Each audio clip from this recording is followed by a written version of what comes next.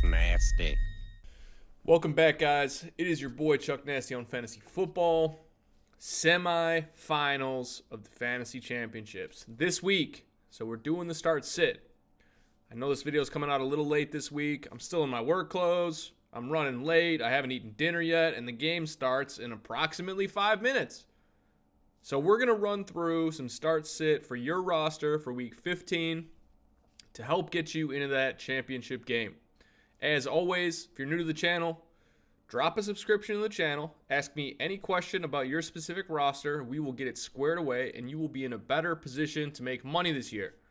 6 of my 8 teams are in the semifinals this week, and we're looking to move on to the championship. There's some big money on the line. Let's get right into it. Starts at the quarterback position this week. Ryan Tannehill, my boy, playing against the Houston Texans, who are 31st in points allowed to the quarterback position, and it looks like the Titans are going to sign Ryan Tannehill to a long-term contract. That is great news if you are a Titans fan. He's averaging 22 points a game and has had 18 passing touchdowns since week 7. That's crazy. Houston is also giving up 27.6 fantasy points to opposing quarterbacks in 3 of the last 4. I'm definitely firing up Tannehill this week. Another quarterback I'm starting this week is Baker Mayday, or should I say Mayfield. Maybe he's not as much of a Mayday quarterback anymore as he was earlier in the year, but the Arizona Cardinals are dead last in points allowed to the quarterback position, and given that nobody else has given up more points than them this year, I'm going to start Baker Mayfield this week. So, should be a pretty safe option. Fire him up. I'm also starting Jared Goff against the Dallas Cowboys, who are 19th in fantasy points allowed to the quarterback position. The Cowboys have given up 28.3 fantasy points to opposing quarterbacks in the last 2 weeks, and whatever momentum they had on defense seems to have totally fallen off. They were significantly better against quarterbacks earlier in the year, but I don't know if it's a combination of Jason Garrett's job being on the line, but they are just rolling over and playing dead. So I'm starting Jared Goff this week. A couple of quarterbacks that I'm going to bench this week. Sam Darnold. I don't know that I need to tell you that, but he plays in that game that I talked about, 5 minutes before this video starts. Baltimore, first in fantasy points allowed to the quarterback position, meaning nobody gives up less. Every opposing quarterback that has played Baltimore in 5 straight games has not eclipsed 11 fantasy points. I don't want to start Sam Darnold this week, and you probably didn't need me to tell you that. Another quarterback I'm benching this week is Kyler Murray against Cleveland. What is less than 195 passing yards in 3 straight games and had 3 interceptions last week? Kyler Murray. Cleveland's actually pretty good against QBs, and in 3 of the last 4 games, their opposing quarterback has scored less than 12 fantasy points. So I don't want anything to do with Kyler Murray this week. Another QB that I'm benching this week is Josh Allen. You might think I'm crazy, but you probably thought I was crazy last week when I told you to sit him, and he scored less than 10 fantasy points. He actually had 11 last week. I'm sorry. Big deal. My running back or backup tight end could have scored 11 points. I'll pass on him. Pittsburgh is 3rd in points allowed to the quarterback position, and they have allowed less than 10 fantasy points in 3 of the last 4. I don't want anything to do with Josh Allen this week either. There's got to be somebody else. Wide receivers this week, I am starting Odell Beckham Jr. against Arizona, who's 27th in fantasy points allowed to the wide receiver. Here's what's sketchy about ODB. 5.9 average fantasy points in back-to-back weeks. Only 5 teams are worse giving up points to the wide receiver position. So I'm going to take my chance. The Cardinals have given up 75 receiving yards or a touchdown to both wide receivers. Both. Not just one, but both wide receivers of the tandem in the last 4 weeks. So I like Jarvis Landry. I like ODB. And I'm starting pretty much everybody against the Arizona Cardinals. I'm also starting Darius Slayton against Miami, who's 31st in fantasy points allowed to the wide receiver position. He had 154 yards and 2 touchdowns last week. Do I need to say more? Well, he was supposed to be the 3rd option in this offense, behind Golden Tate, and then Sterling Shepard came back off of injury. It doesn't seem to be the case. He's got some pretty good rapport with Eli Manning, and it should be a good week for him against this bottom 2 defense against the wide receiver position. I'm also starting A.J. Brown against Houston. You probably don't need me to tell you this either, but I'm going to tell you anyways. Tannehill is on fire. The Titans are fighting for a playoff spot, and A.J. Brown has 23.5 fantasy points in 2 of the last 3 games. He also has 333 receiving yards in the last 3 weeks. That is insane. And how is it that the Titans end up with a Mack truck behind the line of scrimmage in Derrick Henry, who nobody wants to tackle, and they draft a mirror image of him at the wide receiver position? It's crazy, but either of those 2 guys get going, nobody wants to make that tackle. I'm starting A.J. Brown this week. Wide receivers I'm sitting this week. Sammy Watkins is on my bench.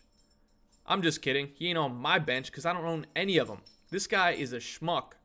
And Denver is 15th in fantasy points allowed to the wide receiver position. Nobody in the Kansas City offense is worth starting besides Travis Kelce and Tyreek Hill, because there hasn't been any sort of consistent performance over the last 5 weeks of anybody else. I'm sitting Sammy Watkins. You didn't need me to tell you that. I'm just saying it because I don't like him. I'm also sitting Larry Fitzgerald against Cleveland, who's 13th in fantasy points allowed to the wide receiver position. He has less than 29 yards averaged over 6 of the last 7 games. His quarterback in Kyler hasn't looked great. He's already on the sit list, and Cleveland has held opposing teams' second wide receiver to 34.6 yards in the last 7 games on average. I'm sitting Larry Fitzgerald this week. I'm also sitting Tyler Boyd against New England, who's 3rd in fantasy points allowed to the wide receiver position. Andy Dalton coming back was the best thing that could have happened. He helped Joe Mixon. He has helped Tyler Boyd get more points. Boyd's averaged 16.4 fantasy points in the last 3, but he gets a terrible matchup with Stephen Gilmore and the Patriots. Stephen, it doesn't really matter. Tyler Boyd ain't getting any fantasy points this week. So let's put him on the bench. A couple of running backs that I'm starting this week. My boy, Chris Carson. If you have been following this channel for a while, you know that I am Chris Carson's immediate, beginning, first, whatever you want to call it. I started this hype train. He had 1,000 yards last year. He's got 1,000 yards again this year, and he gets the best matchup in the NFL for all running backs against the Carolina Panthers, who are 32nd, dead last in points allowed to the running back position, and Rashad Penny's done for the season. So look for him to get back to his workhorse ways. I think he's going to have 22 carries this game. And opposing running backs against the Carolina Panthers are getting at least 19.7 points. Start Chris Carson this week. I'm also starting Josh Jacobs or DeAndre Washington or whichever running back happens to be starting for the Oakland Raiders this week against the Jacksonville Jaguars, who are 31st in fantasy points allowed to the running back position. Whichever it is, they need to be started. Jacksonville has allowed 5 straight 100-yard rushers in the last 5 games. DeAndre Washington also had 20 carries last week, so we know that he can handle the workload if Jacobs out. I'm starting both of these guys. I'm also starting Kareem Hunt against Arizona, 25th in fantasy points allowed to the running back position.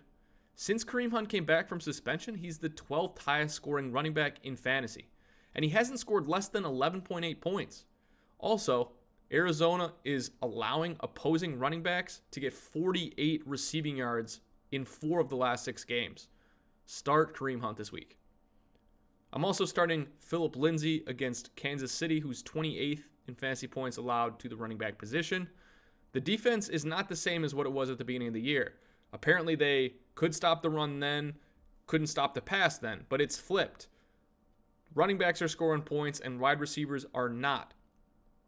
Since the Broncos' Week 10 bye, Phillip Lindsay has averaged 17.5 average touches, and there are only 4 run defenses in the last couple weeks against the run. Don't be surprised if Phil Lindsay puts up 18 to 20 fantasy points this week. I'm also starting my boy, Raheem Mostert. Raheem Mostert, running back for the San Francisco 49ers against the Atlanta Falcons. It's not a great matchup. The Falcons are 10th in fantasy points allowed to the running back position.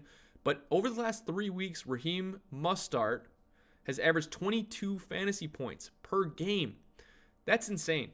If you saw that press conference where Shanahan was talking about the backfield split, now he's trying to give each running back an even amount of carries, he explicitly said that Raheem Mostert is making it hard for him to do that, and he deserves more work. As the head coach, guess who gives the work? He does. So look for Raheem Mostert to have a good week this week. A couple of running backs I'm sitting this week. Bo Scarborough against Tampa. It's pretty self-explanatory, but he has had 18 average touches over the last 3 weeks. Tampa Bay is first in fantasy points allowed to the running back position, so there is nobody worse. Nobody worse? Nobody better. There's nobody better.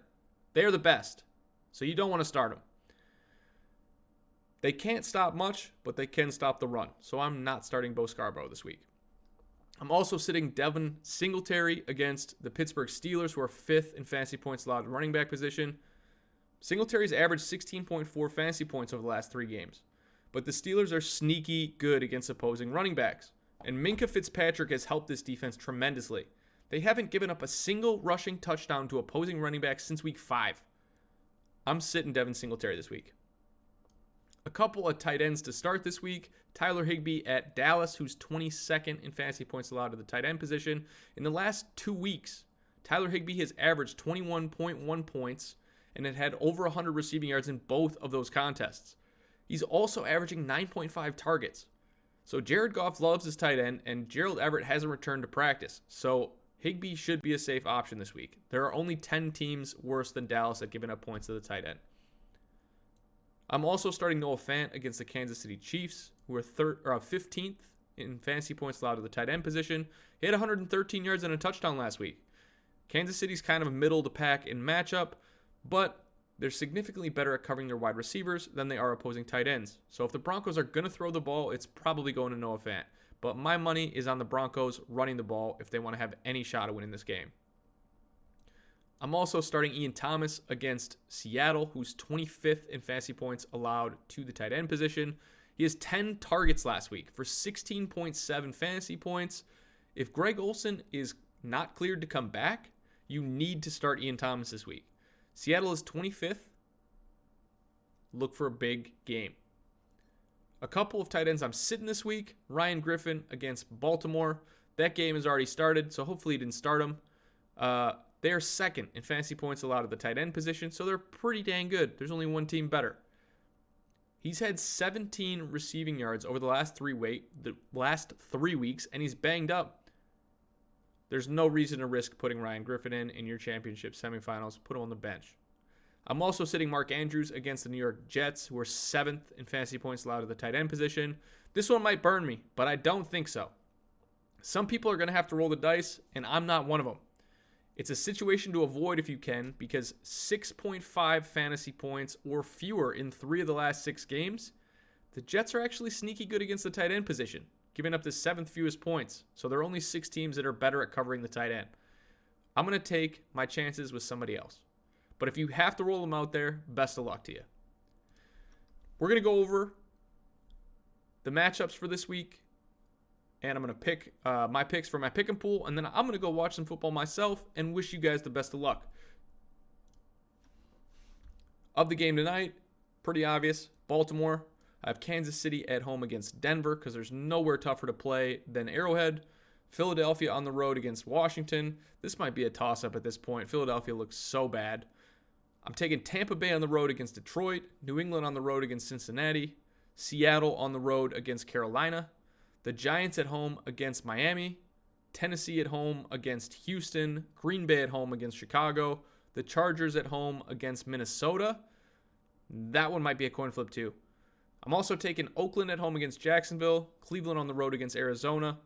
The Rams on the road against Dallas. San Fran at home against Atlanta. Buffalo on the road against Pittsburgh. And New Orleans on Monday night against the Colts. That's all I've got for you guys this week. I'm going to go eat some dinner. Cross your fingers that Le'Veon Bell and Mark Ingram pop off because they are my 2 running backs going tonight. We need them to score like 50 points. That would be sweet because it is going to be a sweaty one.